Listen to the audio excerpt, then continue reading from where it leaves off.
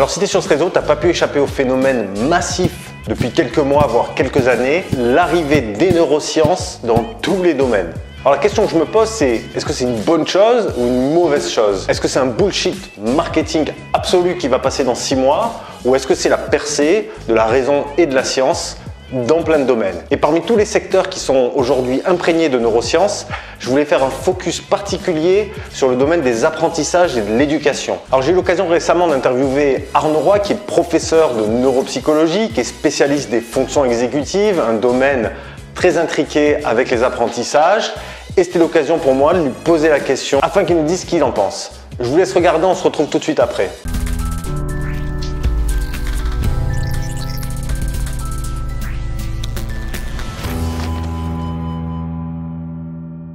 On a depuis, je dirais, mon ressenti, c'est depuis 2 ans, 2-3 ans, une forte poussée des neurosciences dans le domaine de l'éducation.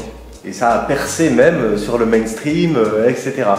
Et j'aimerais bien d'abord qu'on regarde un petit peu sur ce phénomène comme ça culturel qui est en train de prendre autour des neurosciences et l'école. Alors, je dirais qu'il y a peut-être deux façons de voir les choses. Une façon très positive, à l'image de l'évolution de la psychologie en France.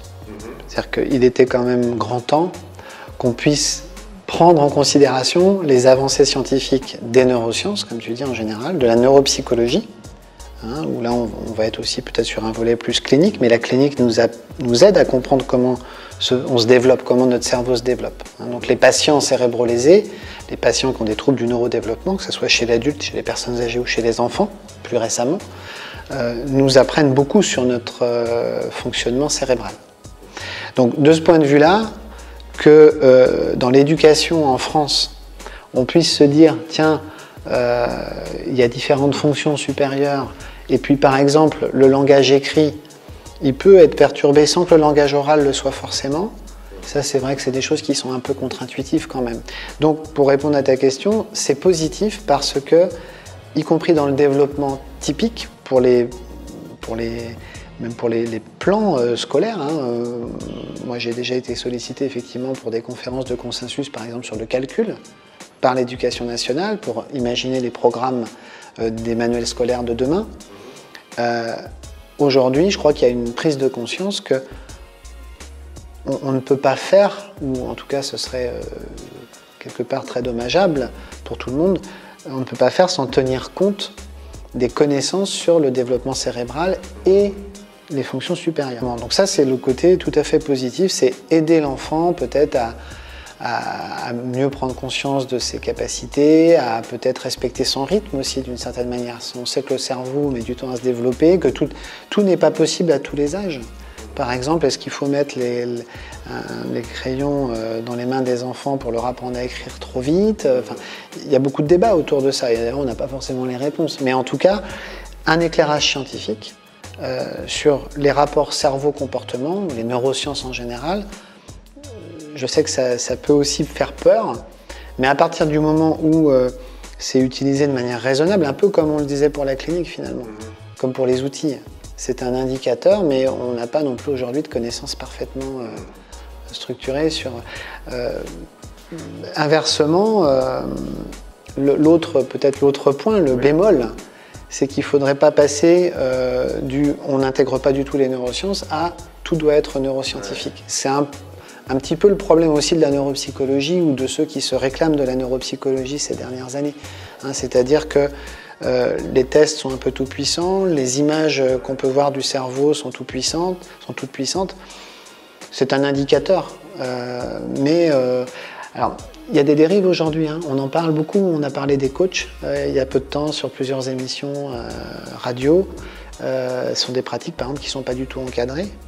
Il y a des dérives sectaires dans beaucoup de domaines, la kinésiologie par exemple, donc, qui sont pointées par le ministère comme étant des dérives sectaires potentielles.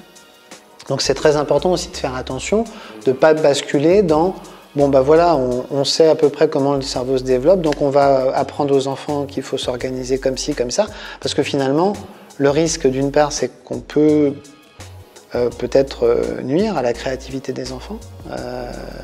Il faut aussi laisser l'enfant se développer, lui laisser un espace personnel qui dépend là aussi du contexte dans lequel il vit. Et le risque, c'est d'harmoniser un petit peu les choses sous prétexte d'un lissage un peu neuroscientifique. Ça peut être un petit peu... en tout cas, aujourd'hui, ça me paraît un peu prématuré. Et puis, je le disais, il y a des enfants aussi qui sont en difficulté scolaire et on a tendance parfois à médicaliser très rapidement les choses. C'est pour ça qu'on a une explosion aussi des troubles 10, les fameux troubles du neurodéveloppement. Je ne dis pas qu'il faut pas je suis le premier à dire qu'il faut absolument les identifier le plus vite possible, mais on a aussi beaucoup d'enfants en difficulté ou qui ont un comportement peut-être un petit peu qui s'éloigne des standards et qu'on va maintenant peut-être aussi un peu trop vite dire tiens, ça c'est peut-être un trouble du spectre autistique ou c'est peut-être une dysphasie. Alors, il faut trouver le compromis, c'est pas évident, c'est-à-dire qu'il faut pas...